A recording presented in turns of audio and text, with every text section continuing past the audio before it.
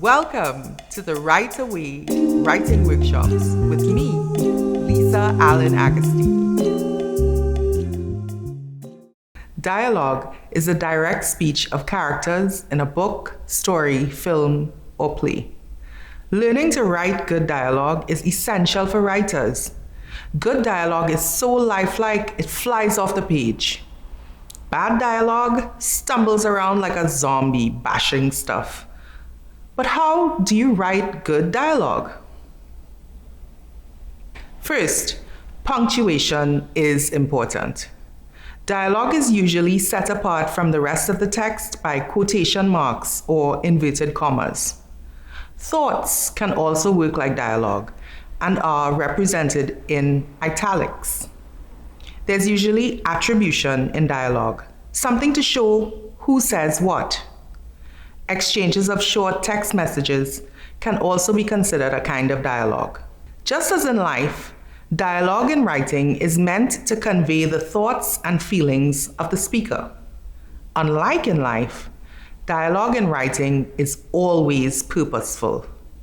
Every conversation and utterance you write is an opportunity to show something about the character, the relationship between the characters speaking, the setting, or the plot. In other words, dialogue can be used for exposition or to advance the plot.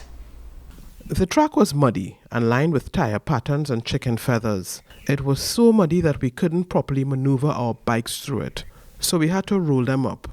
Roon, you're a sick person, you know that? Tiki said. You know we're gonna get shoot, right? Duster gonna come right out and blow our heads clean off. We ain't going inside, you know. You don't know Duster.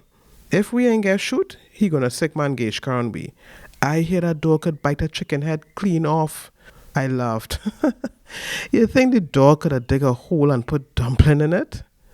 Tiki threw his hands up, stopping in his tracks. You feel this is a joke? I stopped too. I just have my doubts about Lambi. He looked straight at me. You still obsessing with this Lambi thing? Why Lambi? Told you already. Lambi was the one who discovered the body. And he discovered it in the same place he used to spy on all them girls. Dumpling had a bite mark, missing teeth. Lambi is missing teeth. He ain't too right in the head. He's a pervert. What other kind of person could do this? You talking like you already investigate the boy. It's worth a shot to see if my theory hold water. Tiki just shook his head.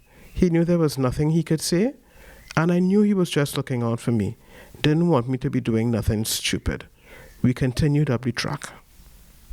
That exchange from Kevin Jared Hussein's The Beast of Kikuyu isn't just two young people making small talk. The protagonist, Roon, is talking to her best friend Tiki about the murder of a girl from their school. Roon is investigating, and Lambi is one of her suspects. The conversation gives the reader a summary of her evidence against him. Writing good dialogue begins with understanding your character. Who is this person? What's her personality like? What drives her? Dialogue should reflect the character's history, nature, and motivation. It's an important part of building a character. Arjuna looked at me through the rearview. He asked for my name, full name. Arundhati Mathura, I tell him, then adding, people around here just call me Roon. Think we need to go down to the station, Miss Mathura? I ain't think so. Good, me neither. So let's just get you home safe, Miss Mathura. You live near here? Shepherd Street? That's right there. You could have walked there, but now your parents gonna have to see you pulling up in a squad car. What they gonna think when they see that? I paused, then told him, nobody home. He looked at me through the rearview again, furrowing his brow. Where are they? I live with my grandpa. Where grandpa at? At a wake. Then I added, my brother's supposed to stay home with me. Older? Yeah. So where brother man at? Can't say for sure. He raised his eyebrows. Maybe I could try Flambeau, I tell him. Flambeau? What he doing there? Drinking. I took a while to answer. He let out a heavy sigh. Look like we're making a station trip after all. This bit of dialogue gives the reader backstory about the narrator, Rune. Her brother, who's supposed to take care of her when her grandpa is not there, often leaves her to go and drink. Being on her own so much is part of what makes her a good observer and a good detective, which she'll need to solve the murder of her classmate. Take into account the setting of your story, the place where the story is happening, and the time in which the story is happening should affect your dialogue style. The setting of each scene also has an impact. Nobody talks the same way in the principal's office as they do at a party. Writing good dialogue requires understanding how real people talk. Speech patterns are unique. No two people speak in exactly the same way, except perhaps identical twins. People's spoken languages vary by region. A person from Tobago doesn't speak exactly the same as a person from Trinidad. Age, education, and employment, among other things, also affect word choice and grammatical construction. Don't aim to write exactly like actual speech because in real life, conversations can ramble or lack purpose. Written dialogue should never lack direction and purpose in the plot. Write with your ears. Start listening to other people's speech. How does an elderly man talk as compared to a young man? Do they use the same vocabulary? Do they form the same kinds of sentences? Does a politician exhort in the same way as a pastor? Do children and teens talk the same way as their parents? Good afternoon, Fairville Police Station, drawls a tired male voice. Hello, my name is Josephine. My daddy's girlfriend is a monster. Sorry, sweetie, I can't help you. My girlfriend is a monster too. The policeman chuckles and hangs up the phone. Listen not only to how people speak, but what they speak about. How do they start conversations? Are there easy conversations and difficult ones? What happens to their speech when they're angry or sad? Don't force dialogue. Instead, build your plot with opportunities for dialogue. Phone calls, family meals, schoolroom or office chats, outings to the mall. The possibilities are endless. Just put your character into a situation where they would naturally encounter another character they would talk to. The scene should be a logical part of the plot.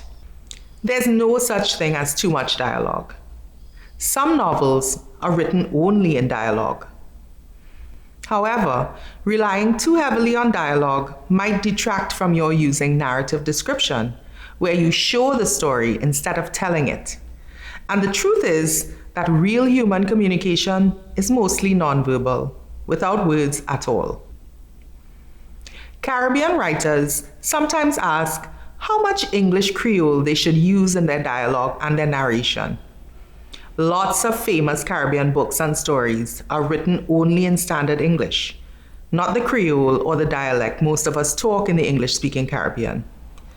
Some are written with standard English narration and Creole dialogue, but there are more and more works written entirely in Creole too. So the answer to the question, how much Creole should I use, is as much as you like.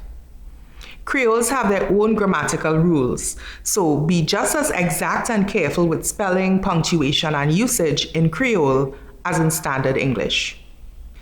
Kevin Jared Hussein's book, The Beast of Cucuyo, is written as a first-person narrative, and the narrator, Rune, is a Creole speaker. Her narrative voice is in Creole, and the dialogue is also in Creole, because most of the characters are Creole speakers. She was talking about Jab Jab, where we used to dress up in old clothes and pong broomsticks against the road. We went house to house doing this, and the people would pay us to go away. Not much, maybe 10 cents, 25 if you was lucky and early. That was the thing. We stayed out of crush court and the squatter settlement. Want me to be honest, I tell her. Didn't make sense expecting money from people who was too rich or too poor. I understand. She bowed her head, giving a tiny, embarrassed smile. I used to wish I could join in. I shook my head. The whole thing was kind of stupid. At the end of the day, you only had like $5 in your pocket. The money don't matter. As she said that, it came to mind that only a rich girl would say something like that. I know it was bad to think that. Then she asked, "Which one were you?" "What you mean? Which mask?" "I was a pirate woman," I replied. "Almaris used to be with you all right?" "Just once." "And your boyfriend was a werewolf, right?" I began to laugh, more out of nervousness than anything. "Boyfriend? You mean Tiki?" I was shocked that she would have even noticed something like that.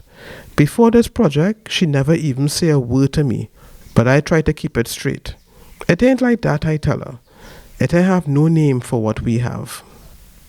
In this excerpt, the narrator Rune is talking to Dumpling, her much wealthier classmate, at Dumpling's house in Crash Court. The two girls don't talk the same way, do they? The conversation sets up Dumpling's sadness and isolation. By the next scene, something terrible has happened to her. Are you ready to flex your dialogue muscles? Complete this writing workout. Writing dialogue is my superpower. I love to reproduce authentic voices on the page.